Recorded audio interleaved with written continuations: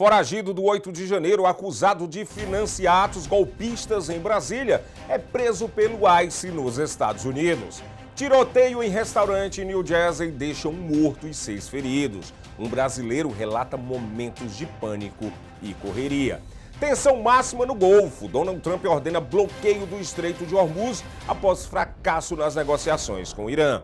E no Vaticano, o Papa Leão XIV faz apelo pelo fim da loucura da guerra e recebe duras críticas do presidente norte-americano. Tudo isso e muito mais agora no Agenda 47.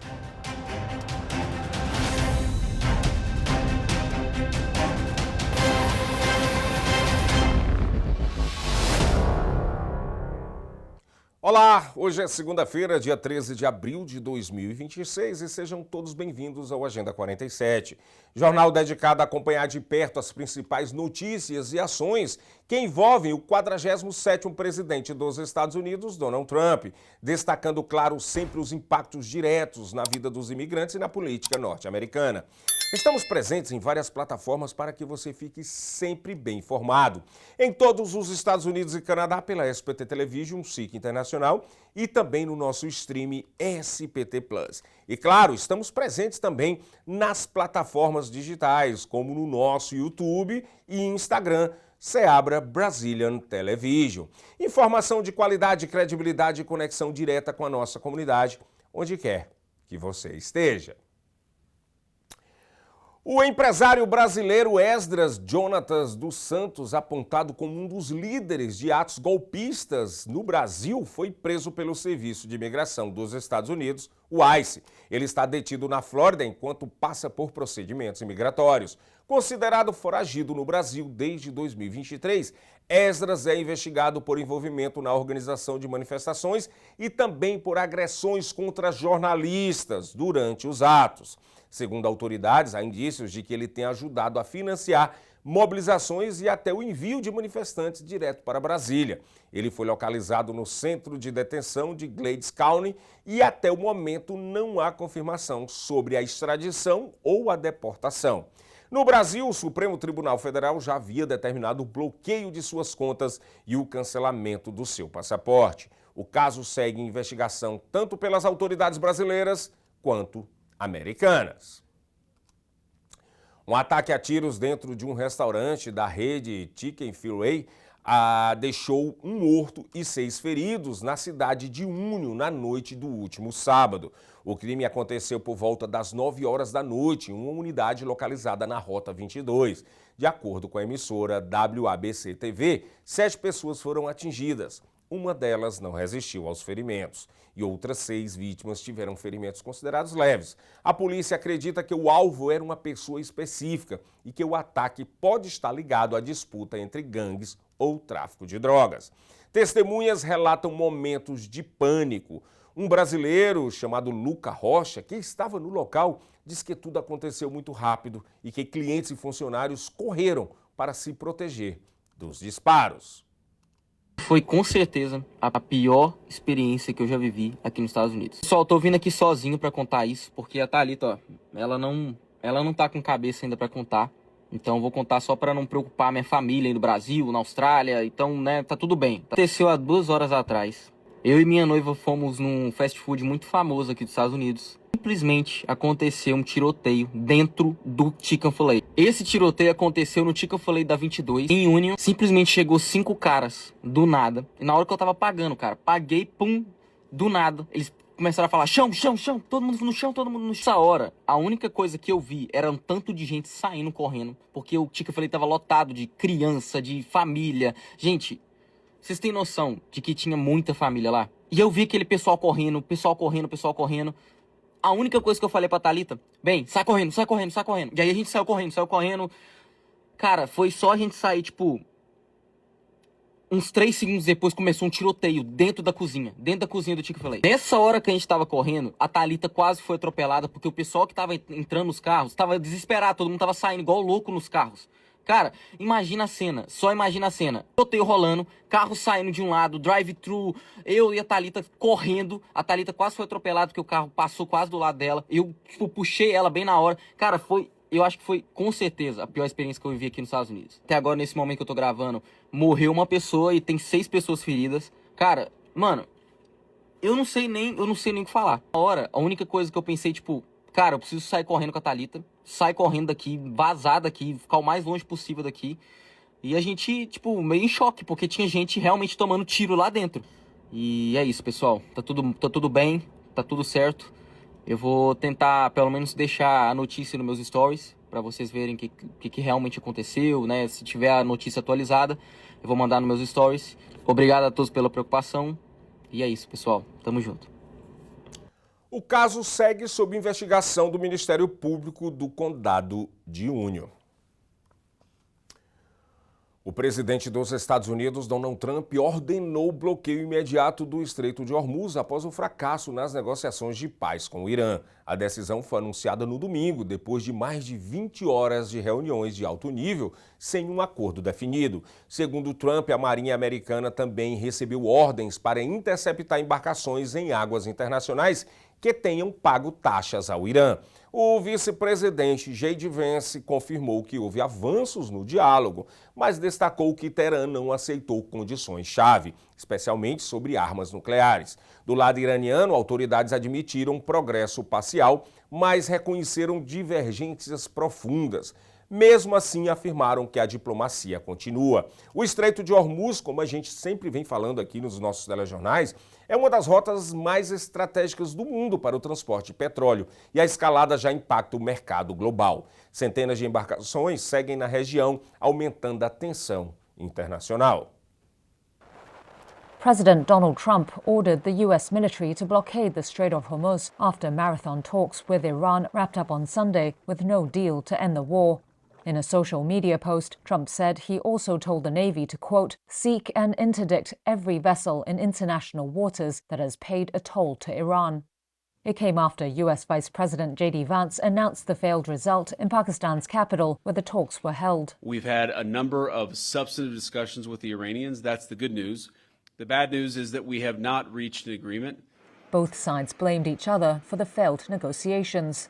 Vance said Iran chose not to accept American terms, including on nuclear arms. The simple question is, do we see a fundamental commitment of will for the Iranians not to develop a nuclear weapon, not just now, not just 2 years from now, but for the long term? We haven't seen that yet. We hope that we will.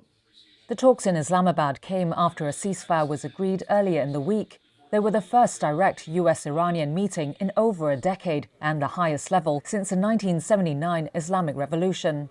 Iran's foreign ministry spokesperson Esmail Baghai said the two sides reached an understanding on some issues but remained far apart on a few key matters. However, he told Iranian media that diplomacy would continue. He described an atmosphere of mistrust and said it was natural that an agreement could not be reached in a single session.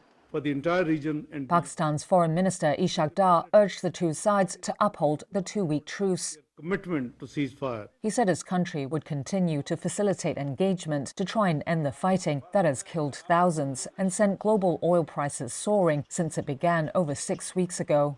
During the talks that started on Saturday, 3 supertankers carrying oil, along with some commercial vessels, passed through the Strait of Hormuz, shipping data showed. They appear to be the first oil tankers to exit the Gulf since the ceasefire deal. Hundreds of vessels are still stuck there. Um analista de segurança internacional fez um alerta preocupante após o fracasso dessas negociações entre os Estados Unidos e Irã, realizadas no Paquistão. Segundo Zahid Hussain, qualquer incidente pode desencadear novos combates entre os dois países. Apesar disso, ele destaca que as portas para o diálogo continuam abertas, o que é visto como um sinal positivo. As conversas, que duraram cerca de 21 horas, foram as primeiras negociações diretas em mais de uma década, mas terminaram sem acordo com ambos os lados, trocando acusações. One could not have expected that after the 47 years of bitter rivalry will end in 24 hours. And I think it's a significant. One hope that at least they could agree on certain minimum points. It did not happen. But I think they have not closed doors for future negotiation. That's a good thing.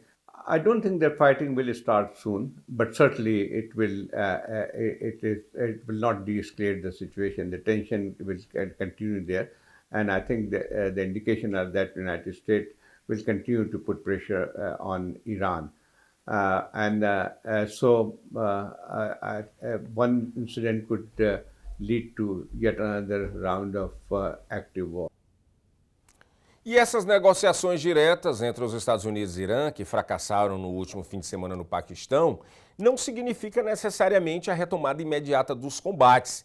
Isso é o que pensa o analista Trita Passi do Queen's Institute. O impasse pode fazer parte, inclusive, de uma estratégia diplomática inicial, sem um acordo rápido, mas também sem escalada militar direta, mesmo com o presidente Donald Trump elevando o tom e tentando, ali naquele momento, bloquear o Estreito de Hormuz. The failure of the first phase is not in and of itself necessarily a sign that talks, if they were to continue, would fail. It may very well be that the first round was supposed to be a failure. Neither side may have wanted to give the impression that they came to an agreement too quickly. But if they don't come to an agreement, I still see that the more likely scenario is that they will reach a new non-negotiated status quo. One in which the Iranians do not get sanctions relief, but they do retain control of the Strait of Hormuz because the US can't do much about that. And at the same time, the United States does not go back into full-scale war with Iran. And the question then becomes, will the Israelis conduct that war by themselves against Iran, or will they also back off? O Papa Leão fez um apelo forte e direto no último sábado no Vaticano. Ele pediu o fim daquilo que ele chamou de, abre aspas, loucura da guerra, fecha aspas.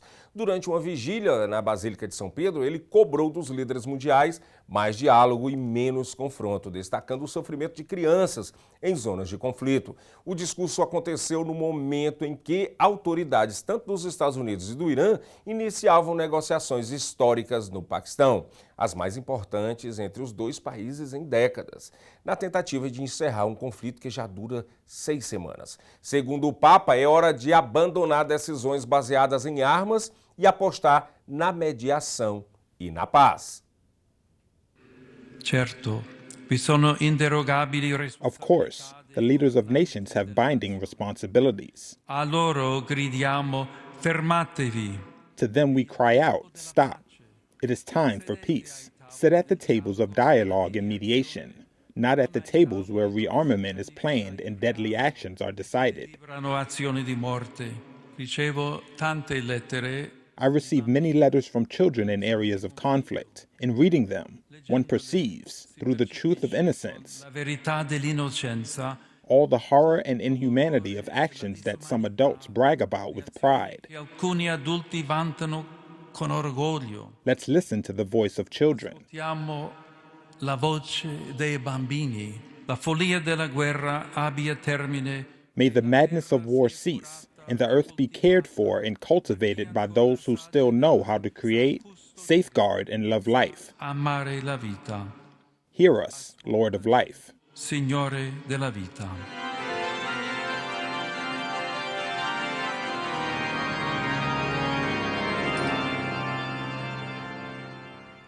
O presidente dos Estados Unidos, Donald Trump, criticou duramente o Papa Leão XIV após essas declarações do líder religioso contra guerras e políticas internacionais.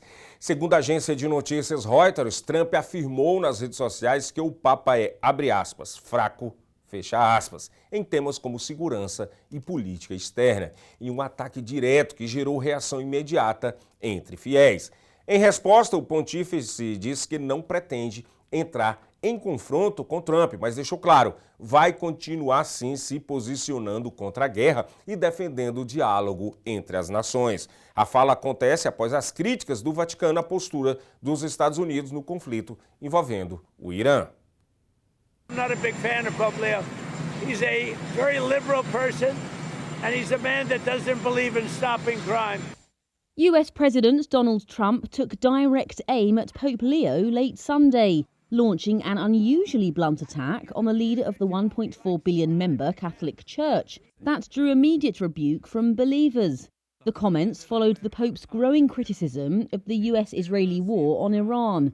and disapproval of Trump's hardline immigration policies.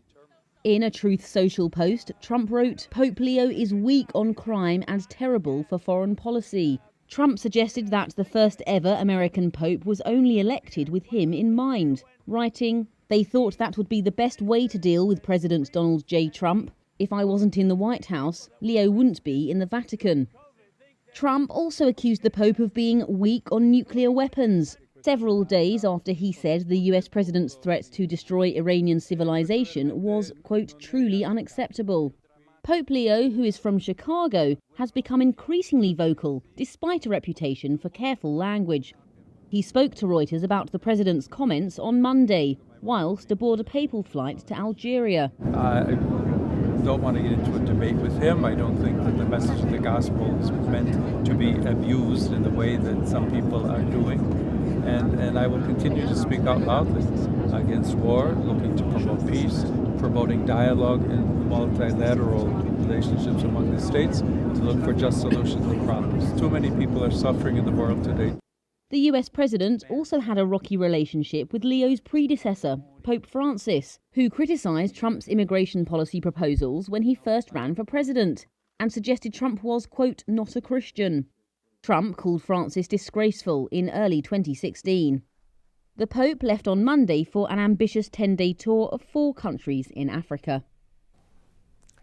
E o presidente Donald Trump voltou ao centro de uma nova controvérsia após publicar uma imagem em sua rede social, a Truth Social, em que aparece com um visual semelhante ao de Jesus Cristo. Trump gerou polêmica ao retratar como figura religiosa após atacar o Papa. A imagem, possivelmente criada com inteligência artificial, mostra Trump em uma cena com forte simbolismo religioso, cercado por elementos como a bandeira dos Estados Unidos, águias e referências militares.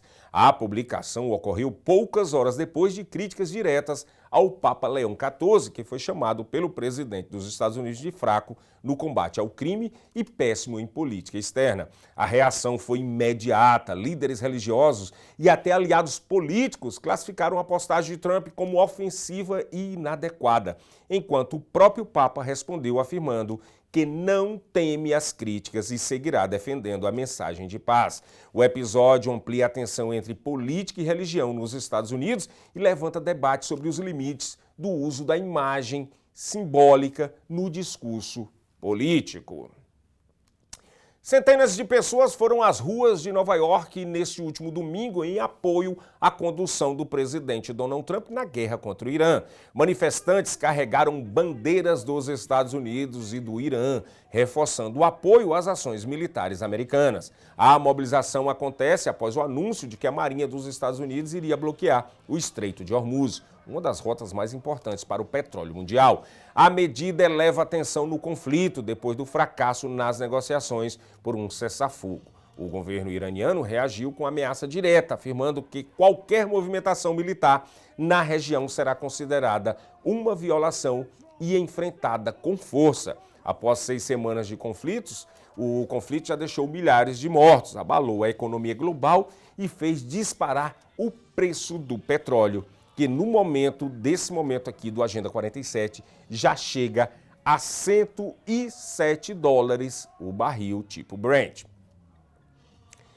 O primeiro-ministro da Hungria, Viktor Orbán, admitiu uma derrota histórica após vitória esmagadora do partido de oposição TISA, liderado por Péter Magyar. Com maioria de 2/3 no parlamento, a nova liderança poderá promover mudanças profundas no país. O resultado encerra mais de 16 anos de poder de Orbán e representa um duro golpe para aliados políticos, como a Rússia e setores ligados ao ex-presidente dos Estados Unidos. A eleição teve alta participação popular e refletiu o descontentamento com a economia e o aumento do custo de vida. A mudança no comando da Hungria pode impactar diretamente o cenário político e da União Europeia em relação à Ucrânia. O veterano líder nacionalista da Hungria, Viktor Orbán, admitiu a derrota no domingo após uma vitória eleitoral esmagadora do emergente partido de oposição TISA. O desfecho representa um revés tanto para os aliados de Orbán na Rússia, quanto para a Casa Branca do presidente norte-americano Donald Trump. O desafiante Peter Magyar, do partido de centro-direita, conquistou uma maioria de 2/3 no parlamento, o que permitirá reformas institucionais profundas e possibilitará ao novo governo reestruturar instituições cruciais. O resultado marca o fim dos 16 anos de poder de Orbán e tem implicações significativas, não apenas para a Hungria, mas também para a União Europeia, a Ucrânia e além. Meia hora antes do fechamento das urnas, dados mostravam que cerca de 78% dos eleitores haviam votado, acima de quase 68% registrados 4 anos atrás. Orbán, um eurocético, construiu um modelo de democracia iliberal, visto como um referencial pelo movimento Make America Great Again, de Trump, e por seus admiradores na Europa. Mas muitos húngaros passaram a se mostrar cada vez mais cansados do líder de 62 anos, após 3 anos de estagnação econômica e do aumento acentuado do custo de vida, além de relatos de que oligarcas próximos ao governo acumulavam mais riqueza. Para chegar à vitória, o líder do TISA, Magyar, conseguiu explorar com sucesso essa frustração. A saída de Orbán priva o presidente russo Vladimir Putin de seu principal aliado na União Europeia e envia ondas de choque pelos círculos da direita ocidental, incluindo a Casa Branca. Break News, notícia de última hora. Estamos encerrando a Agenda 47, mas vamos deixar essa notícia aqui com vocês. O ex-deputado Alexandre Ramagem foi preso pelo Serviço de Imigração e Alfândega dos Estados Unidos, o ICE. Nesse momento, Alexandre Ramagem foi preso pelo ICE e a informação foi confirmada pela Polícia Federal. O ex-deputado federal Alexandre Ramagem foi preso nos Estados Unidos pelo ICE. A informação foi confirmada pela Polícia Federal à televisão Globo News. Ramagem foi condenado pelo Supremo Tribunal Federal em setembro de 2025 a 16 anos de prisão por tentativa de golpe de Estado. O também diretor da BIM, ele também foi diretor da BIM e deixou o Brasil de forma clandestina, ou seja, fugiu do Brasil. Então, esta é a informação, nós vamos trazer todos os desdobramentos dessa informação logo mais às 7 horas da noite no jornal Brasil News. Então, break news aqui no nosso Agenda 47, Alexandre Ramagem foi preso pelo ICE aqui nos Estados Unidos. E agora chegou a hora de conferirmos o que é destaque na nossa comunidade através das capas dos jornais que já trabalham na nossa comunidade há mais de 20, 15, 30 anos. Vamos lá? Vamos conferir aqui. É o Jornal dos Esportes que diz: brasileira se declara culpada por colocar clientes em risco com botox falsificados importados da China e do Brasil. O Jornal dos Esportes traz essa notícia, dando um destaque aí na capa bastante grande. Homem é preso em Framingham, no estado de Massachusetts, após tentar descontar cheque fraudulento. Massachusetts avança com um projeto que permitiria imigrantes regulares a processar agentes federais do ICE.